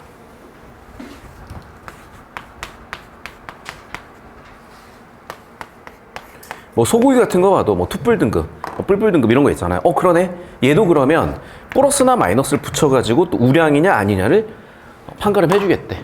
그래서 뭔가 위험성을 이렇게 평가해 줌으로써 투자하는 사람이 이 정도 위험이면 내가 어떻게 해야 되겠구나 판단할 수 있는 정보를 주겠다는 거죠. 근데 근본적으로 해결은 안 되잖아. 근본적 해결 방법 없을까? 그게 바로 4단락에 나와 있는 신용파산 스와프라는 건데, 자, 이제 T2 신용파산 스와프죠. CDS는 결국 뭘 얘기하는 거냐? 채권 보험 상품이라는 거야. 자, 그래서 예시가 정우에 따라서는 정보 가치가 없는 경우도 있을 텐데, 예시가 경우에 따라서는 또 이해하는데 꼭 필수적인 경우도 있어요. 그래서 채권 보험 이해를 하고 넘어가야 되겠죠. 그래서 예시를 가지고 이제 정리를 해보니까 갑을 병, 기억, 갑, 니은 을, 디귿 병. 자, 갑은 뭐 하는 애예요? 은행에 있는데 얘네는 채권을 투자했대. 맞죠?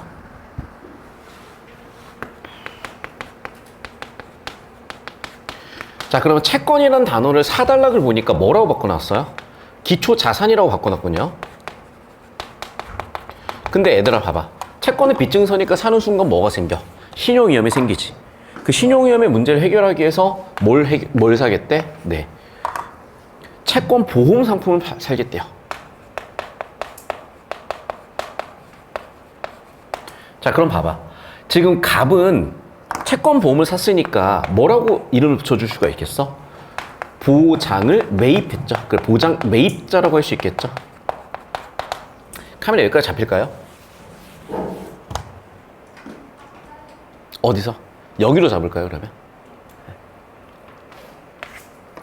됐죠, 여기까지. 자, 그 다음에 이제 을은 뭐 하는 사람이야? 채권을 파는 사람.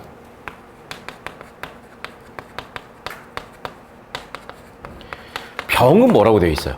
보험회사라고 되어 있죠. 보험회사니까 뭐 파는 사람이야? 그렇죠. 채권 보험을 파는 사람이지. 그럼 여기는 보장 매도자죠. 자, 만약에 채권보험을 들면 채권보험을 든 결과로 누구한테? 그렇죠. 보장 매도자한테 부도 위험이 전가가 되죠. 그러니까 보장 매도자가 나중에 부도 났을 때 그 부도에 대해서 갚아줘야 되는 거잖아. 된 여기까지? 그 말을 위험 부담이라고 할 수가 있을 거고. 정리하면 결국 여러분 1, 2, 3단락은 이게 다예요. 그리고 4단락은 좀 정보가 많은데 많다기보다는 개념 이해를 하시면 되지. 갑은 기초자산인 채권을 매입한 애들이고 채권이 부도날 수가 있으니까 부도나는 걸 대비하기 위해서 채권보험을 팔았고, 을은 채권을 발행한 사람이고 그 채권에 대해서 구분을 해줘야죠. 이제 부도날 확률이 있으니까 채권보험을 들어서, 즉 보장을 매입해서 위험 부담을 병한테 넘겼고, 병은 보험회사고 보장 매도자고. 야, 근데 보험회사가 뭐 공짜로 해줄 수는 없을 거 아니야. 그럼 보험료를 받아야지. 그게 이 글의 주제인 뭐가 되는 거야? 5달러? 바로 CDS 프리미엄이 된다는 거죠. 그래서 글 전체를 관통하는 주제인 CDS 프리미엄이 뭐냐? 보험료율이라는 거죠. 그래서 주제인 CDS 프리미엄. CDS 프리미엄 뭐라고? 보험료율이라고. 자, 그 보험료율 계산은 어떻게 하는데, 첫 번째는 뭐냐면 기초상품의, 즉 채권의 부도위험, 채권의 신용 등급으로 먼저 결정을 하고, 그 동일한 경우도 생기겠죠. 그랬을 때는 뭐라고요? 보장 매도자의 등급 가지고 판단을 한다는 거야. 여기까지 됐니? 자, 필기하면서 답 다 나오네요 이제.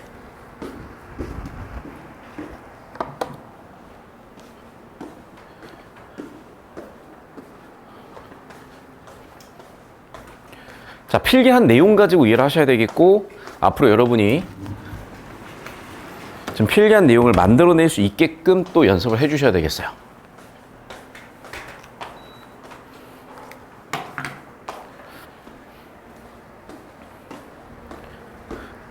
선생님, 그리고 혹시 정리 좀 되시면은 저녁 수업 저번 주 혹시 진도 한번 체크 좀 한번 해주세요.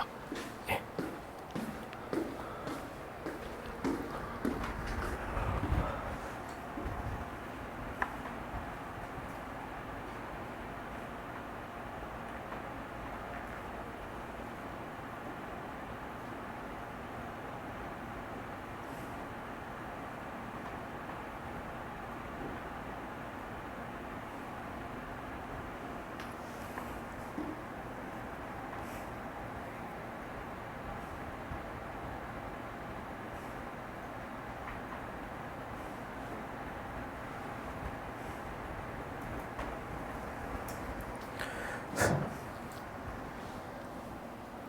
자, 카메라 이쪽으로 와볼까요?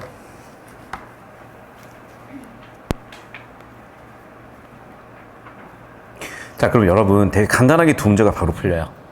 자, 아까도 얘기했다시피 기업은 뭐 하는 사람들이었어? 기초자산인 채권을 투자한 사람들이고, 여기 생길 수 있는 위험성인 부도 위험을 대비하기 위해서 지급불능, 부도 위험이죠. 지급하지 않을 상황. 그래서 보험을 가입했죠. 됐니 여기까지? 자, 그럼 봐봐. 얘는 기초자산이 채권을 투자했으니까 기초자산을 보유하고요. 두 번째, 기초자산의 부도가 나면 손실 보상하는 건 누구라고? 디귿 보험회사라고요.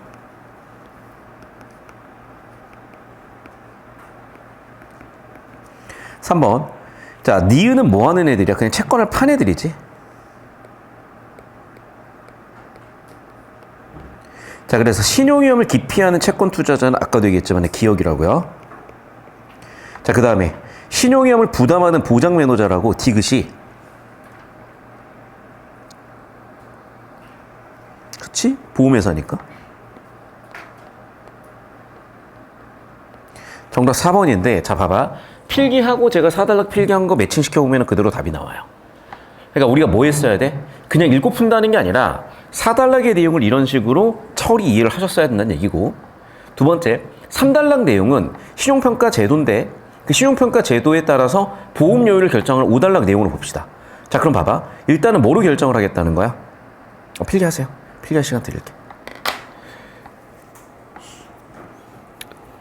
필기하세요.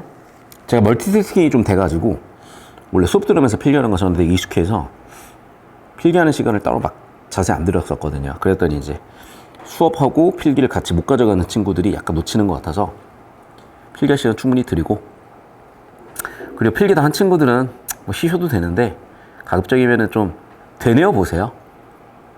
그래서 아, 이렇게 하는 거구나 저렇게 하는 거구나를 이 다음 지문에 적용해 볼 수 있어야 돼.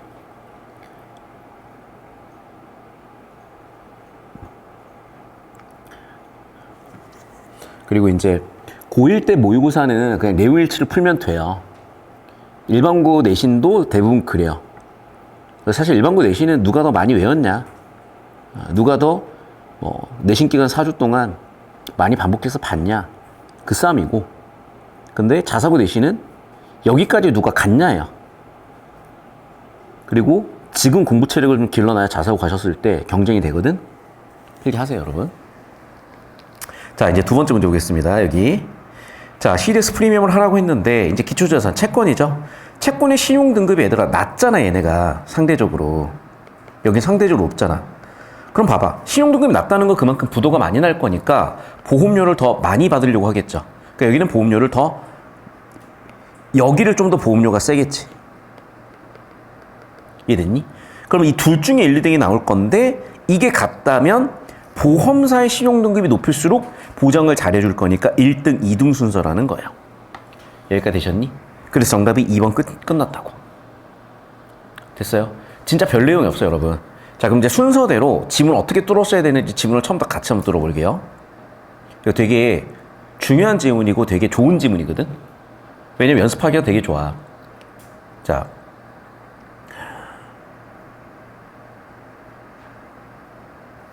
일단로 봅시다. 하고 싶은 얘기는 박스까지 쳐져 있으니까 CDS 프리미엄이에요. 자, 주어는 CDS 프리미엄은 경제지표 하나이다. 하나라고 콕 집어놨잖아. 중요하다는 얘기죠. 그러면서 지시어 이 지표라고 해버렸으니 결국 프리미엄, CDS 프리미엄을 지칭하는 표현이 CDS 프리미엄, 경제지표의 하나, 이 지표 4번이에요. 정보량도 없는데 4번 나왔어? 완전 중요하다는 얘기. 그럼 CDS 프리미엄은 무조건 주제고 무조건 잡아야 된다는 생각을 하셔야 돼. 빨간색 S는 subject 주어고요. 빨간색 V는 verb 동사 또는 서술어입니다. 문장 구조 잡으시는 걸 연습시켜드렸고, 우리가 모국어니까 이 의식은 안 하지만 영어 같은 경우에는 문장 구조 잡아서 해석을 하잖아. 형식 잡고 끊어읽기 하고 국어도 비슷하게 해주시면 도움을 받는데 다 할 필요는 없고 일단 이렇게 받고, 크게 두 가지 지표가 있대요. 첫 번째는 뭐야? 신용위험과 두 번째는 신용파산 수화표요.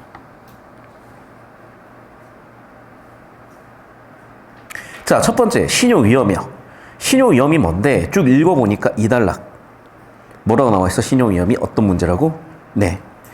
자, 지급 능력 부족 등의 이유로 이자 원금이 지급되지 않을 가능성이 생기더라. 이게 바로 신용위험이더라. 자, 그러면 위험이 생겼으면 안 되잖아요. 해결 방법이 있어야 될 거 아니야. 해결 방법이 뭔데? 신용위험 평가에서 신용 등급으로 공시를 하겠대요. 신용 등급으로 공시하겠대.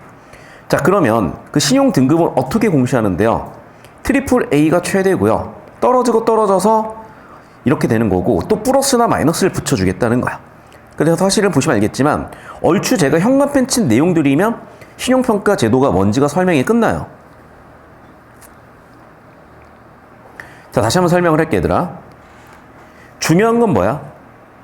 채권 그 자체가 아니라 그런데 뒤가 중요한 거예요, 여러분. 다시 한번 얘기할게.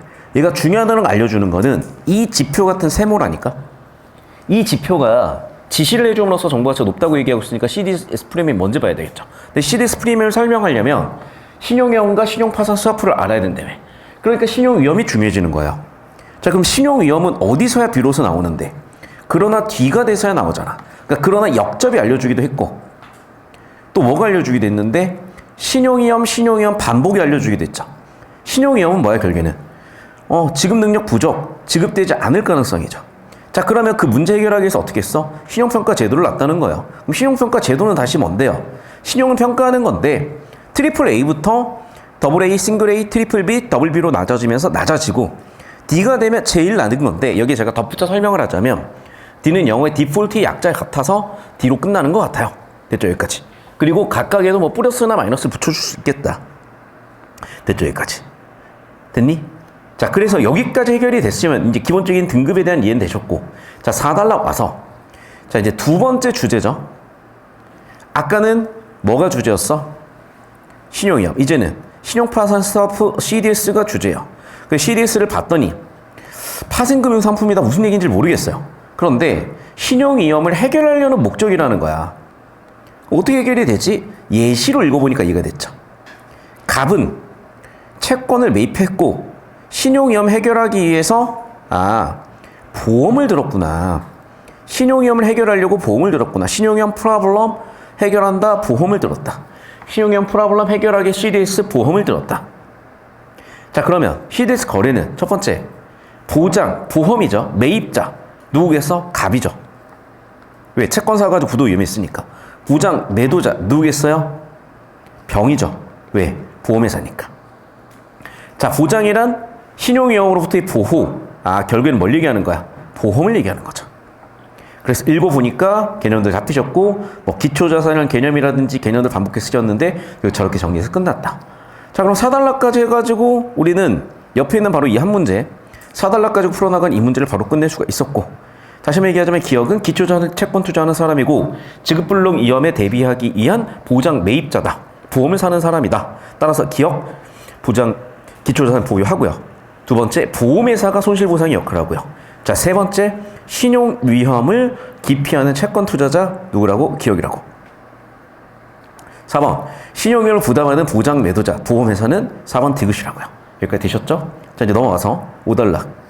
자, 보장 매도자는 기초자산의 신용위험을 부담받는 것에 대한 보상으로 보장 매입자로부터 일종의 보험료를 받는데요. 그 보험료가 뭐다? 바로 CDS다.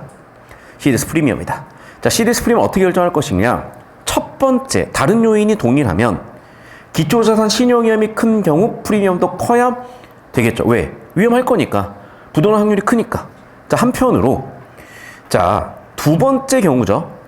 또 다른 조건들이 모두 동일하다면 보험사의 등급이 좋으면 보장도 잘 받을 수 있으니까 보험료도 크다 이 얘기야. 그럼 여기까지 이해가 끝나신 분들은 23번도 바로 풀렸고 22번까지 끝났죠. 자, 그럼 너무 쉽게 이 문제도 풀릴 거야. 자, 봐. 이건 당연한 거예요. 이걸 뭐라고 하냐면 기억하셔. 국가가 발행한 채권을 국채라고 합니다. 국가도 국정 운영하려면 뭐가 필요해? 돈이 필요해. 근데 돈을 만들어 찍으면 안 돼요. 인플레가 일어나. 그래서 국채로 일단 발행을 합니다. 두 번째, 지급 능력이 커지는데 위험이 왜 커지겠어요? 자, 세 번째, 그렇죠. 신용평가를 함으로써 정보를 알려주는 거지. 채권을 매입했을 때 뭐가 있어? 그렇죠. 신용 위험이 있고 그 신용 위험을 해결하기 위해서 신용평가 제도를 쓰는 거 아니겠어? 정답 2번 끝났겠네요. 됐니? 자, 이제 마지막 문제거든. 이거는 좀 어려울 수 있어서 그냥 이해 안 되면 넘어가세요. 근데 이제 제가 하나씩 이제 친절하게 설명을 한번 해볼게.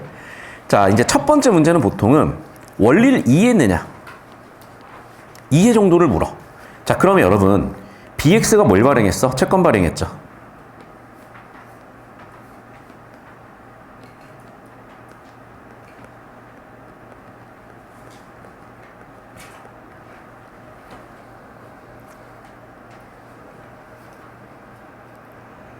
자, BX가 지금 채권을 발행했고, 자, 그걸 누가 샀어? Y가 샀죠.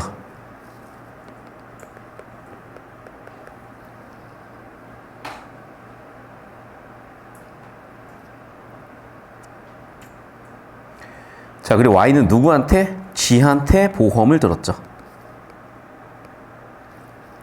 그럼 봐. 자, 보험까지 들어버렸기 때문에 Y는 누구한테 부도 위험이 전가가 됐어요? G한테, 보험사한테. 맞죠? 그래서 G한테 가죠. 왜? 보험회사니까. 보험 가입을 했으니까. 자, 두 번째, BX의 신용등급을 한번 볼 건데요. 자, 이 시점 봅시다. BX의 신용등급. 일단 BX의 신용등급 뭐로 시작이었어? A-로 시작이었죠. 그러다가 19년 11월에 신용위험이 지금 생겼대. 그럼 봐봐 얘들아. 재무상 악화됐으니까 자 여기보다 여기로 떨어지지 않았겠어요? 따라서 A-에서 그 A- 아래로 내려갔다고. 그러니까 당연히 낮아야죠. 높다가 아니라. 맞니? 나오잖아 여기. BX의 신용 위험에 대한 우려가 발생했다. 그러니까 등급은 신용등급은 떨어졌겠죠. 그러니까 A-부터 아래로 가줘야죠. 자 3번. 자 그런데 다시 또 어떻게 됐대? 2012년 12월 30일에 다시 개선이 되었대요. 그럼 2012년 12월 30일에 다시 개선이 됐으니까 맞죠? 언제 비교해 봤을 때는 그래 이 9월 17일 이후에 비교해 봤을 때는 괜찮아졌죠.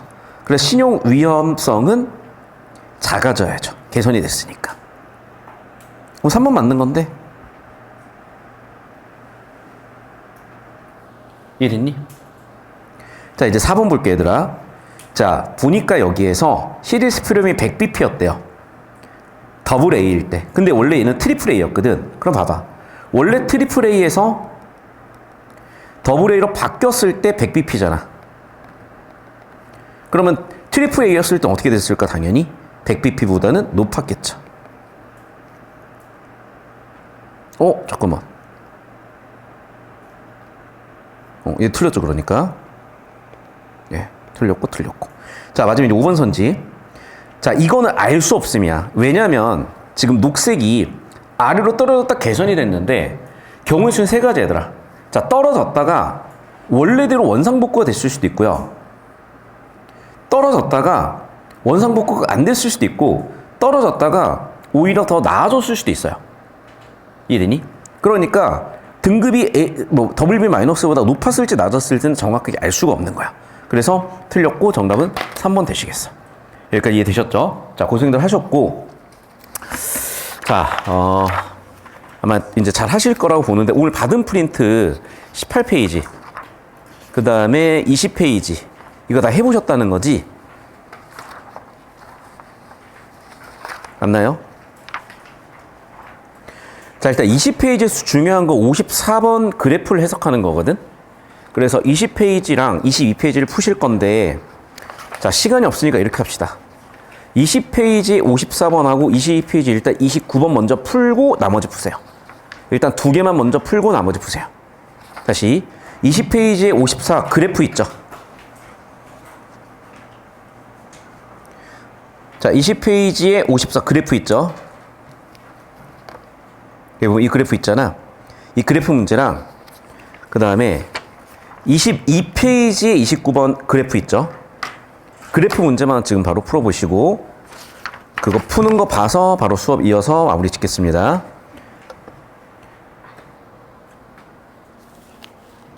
지금 과제 출력되고 있나요? 예, 나와주세요. 그리고 지금 저녁 애들 수업 뭐 어디까지 했대요? 예, 확인해 볼게요.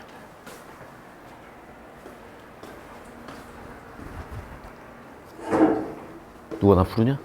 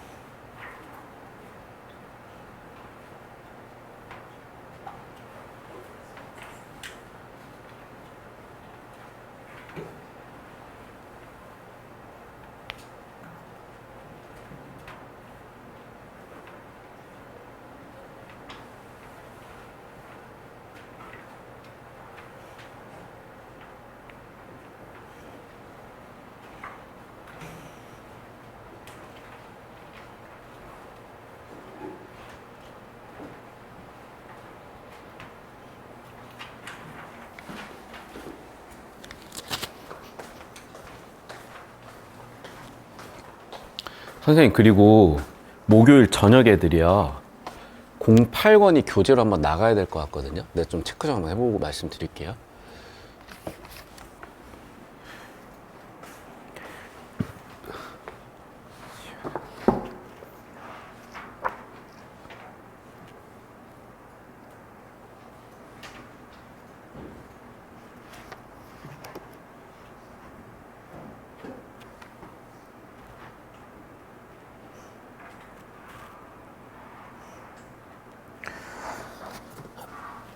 아이고, 아이고, 아이고, 다리야.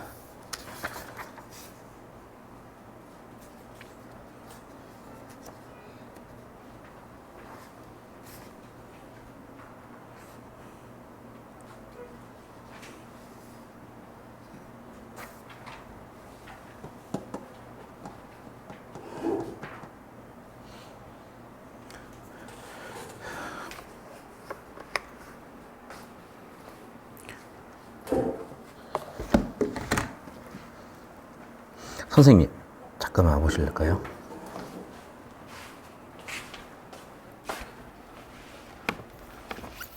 지금 저녁반이요?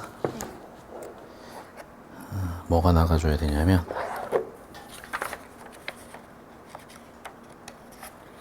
씻고 내서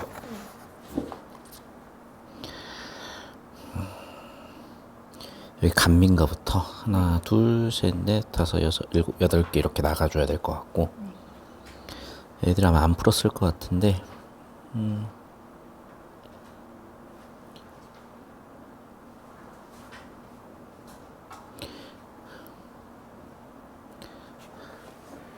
메모 되시죠? 네. 일단 애들이 먼저 풀어야 되는 게 여기 40페이지 탄군가랑 농가 그 다음에 38페이지 그리고 여기 집장가 형장가 32페이지 일단 이렇게 한번 3개 풀려볼게요. 그러면 간민가부터 8개 출력하고 출력하고 32, 38, 40 먼저 풀게 하면 될까요? 예.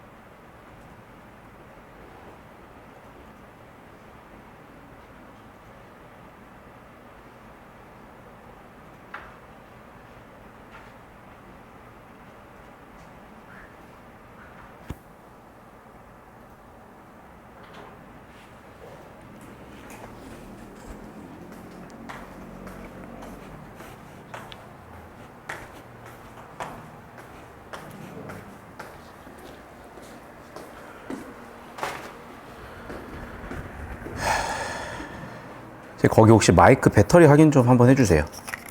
그리고 얘네가 거기 한번 배터리 좀 확인 좀 해주세요. 괜찮나요?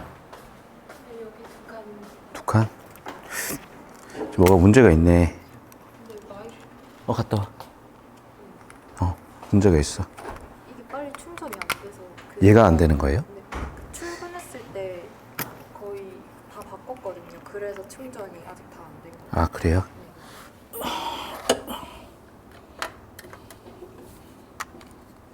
아, 그때 토요일에 퇴근하면서 충전 안 해놓고 갔나 보구나. 그래서 이 저희 거 맞아요? 오늘 왔을 때부터 이제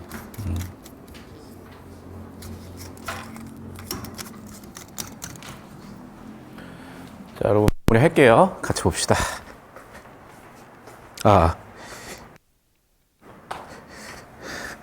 영상 보는 애들이 없는 거죠, 그럼 오늘은?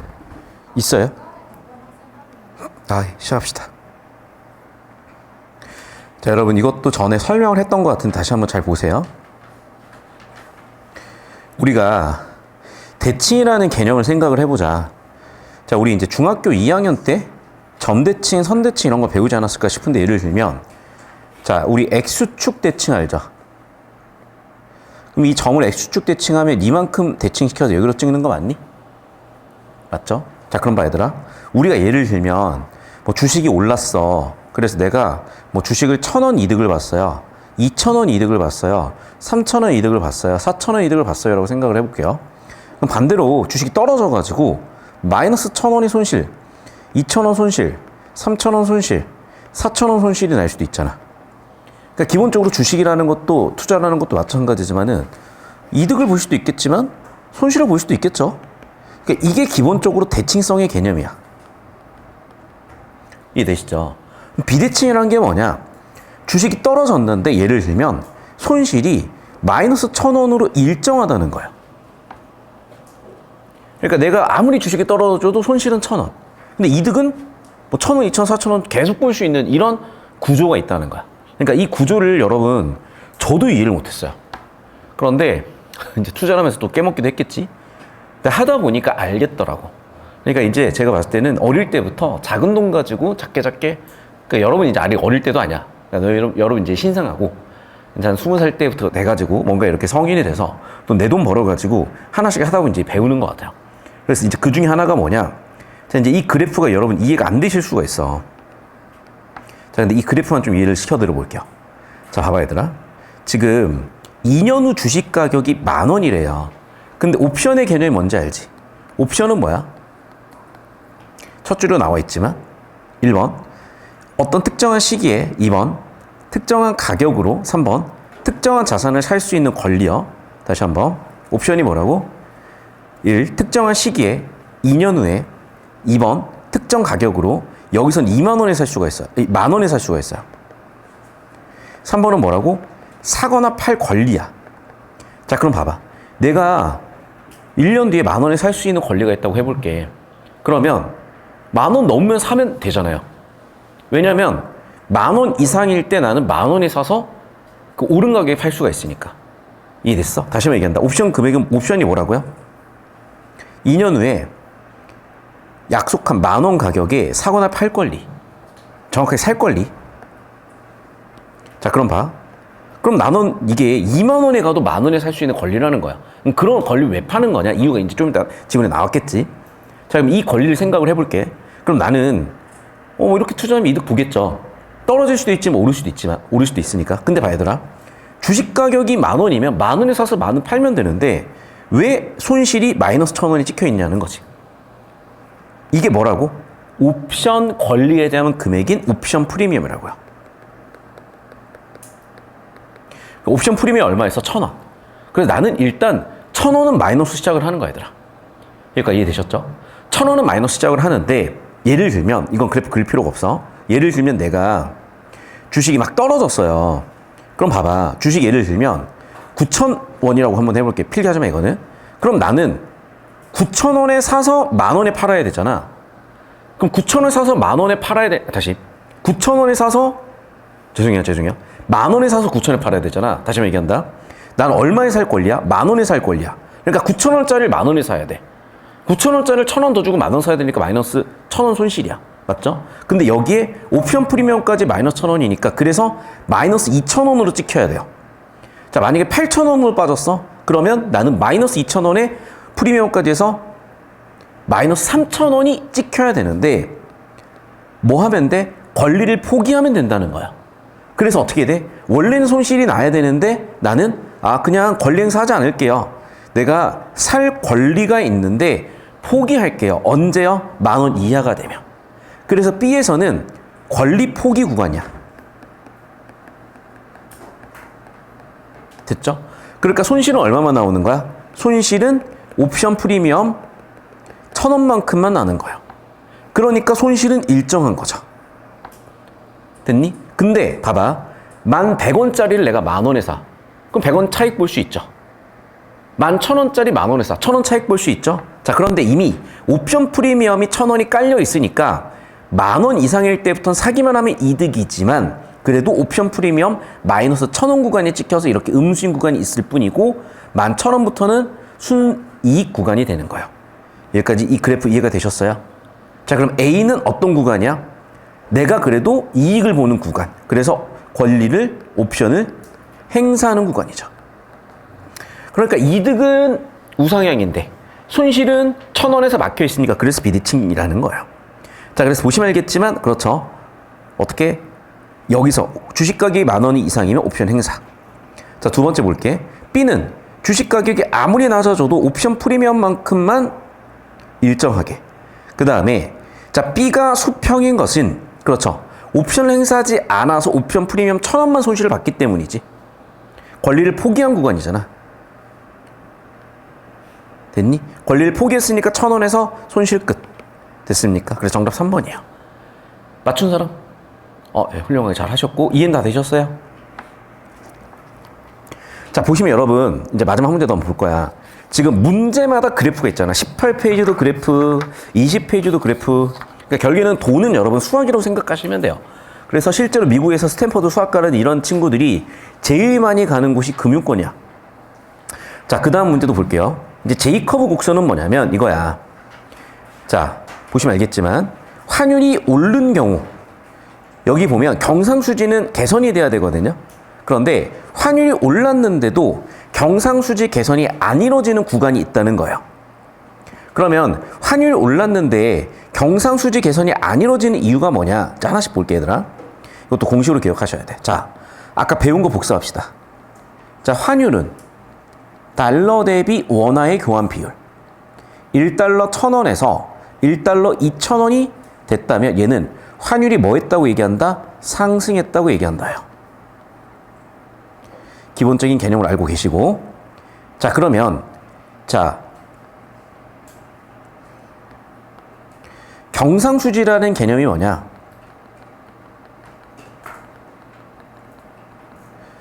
수출액 마이너스 수입액인데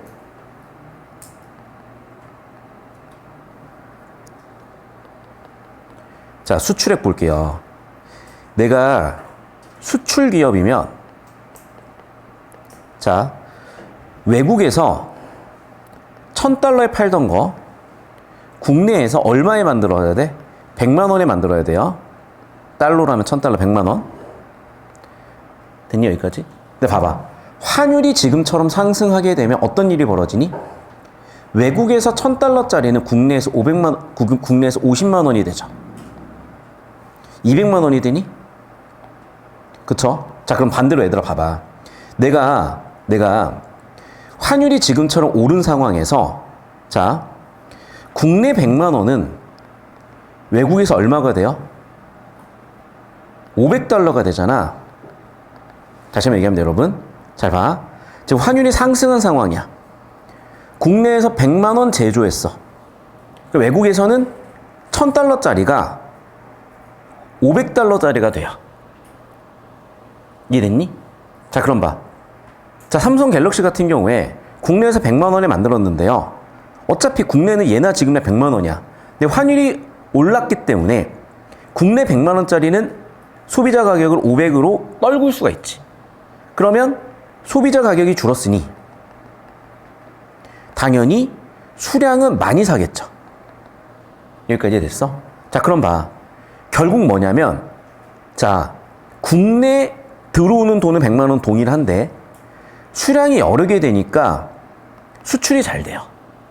이해됐니? 따라서 이렇게 환율이 상승하게 되면 수출액이 높아지면서 경상수지에 도움이 되고요. 반대로 수입을 한번 해보자. 애플이라고 생각해 볼게요. 자, 애플이 외국에서 1000달러에 만들어서 원래 우리나라에 100만 원에 팔았다고 치자.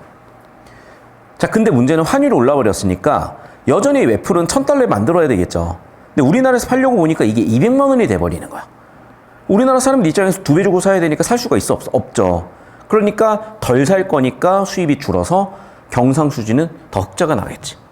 이게 바로 경상수지의 공식이에요. 경상수지 공식을 좀 이해를 하셔야 돼. 어려울 게 없어요. 그냥 수학으로 치면은 이 정도 수식 공식은 되게 쉬운 걸걸? 니네가 풀었던 수학에 비하면.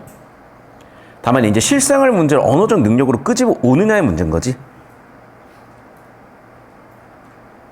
여기까지 이해되셨어요? 이게 경상수지에 관련된 기본 공식이야. 이 기본 공식은 꼭 이해를 하고 계셔야 되고 경우에 따라서 암기도 하고 계셔야 돼요. 자, 그래서 일반적으로는 이렇게 자 보면 환율 상승이 경상수지를 개선한다 그랬죠. 하지만 꼭 그렇지도 않대. 왜 꼭 그럼 꼭 그렇지도 않다는 걸까 해서 봤더니 자, 이달락 볼게요. 자, 환율이 올라서 단기적으로는 오히려 악화되는 이유가 있대. 첫 번째는 뭐냐면 환율이 오른 비율만큼 수익 상품 가격을 바로 올리지 않는 거. 또 우리가 올렸다고 해서 바로 소비량을 줄일 수 없는 거. 또 우리 수출 기업이 가격을 낮췄는데 외국 소비자들이 인지하기까지는 또 시간이 걸린다는 거죠. 그럼 세 가지 이유 때문에 당장은 경상수지 악화되는 마이너스 구간이 나온다는 거죠. 자, 그럼 봐봐. 수입품 가격 상승을 바로 시키지 않았을 때 A가 생기는 거잖아. 맞죠? 그런데 수입품 가격 상승을 환율 상승에 바로 붙여버리면 얘가 없어지겠지. 없어졌으니까 골이 A보다는 좀 더 얕아진 형태가 나오겠죠. 기억이 맞다가 되겠고. 두 번째, 자, 수출 기업이 능력이 좋아. 그럼 경상수지는 흑자가 나겠죠. 따라서 A 구간은 줄어들어야지. 자, 이미 환율은 어떻게 됐어? 상승이라는 상황 이후의 일들을 그래프로 보여준 거잖아. 자, 마지막 리을. C는 환율 상승을 통해서 경상수지가 개선. 그렇죠. 플러스 구간이니까 정답은 기억 리을일 텐데 지금 이제 우리가 끝내야 되는 시간이 돼서 설명 딱 이 정도만 할 거고 하나 물어볼게요.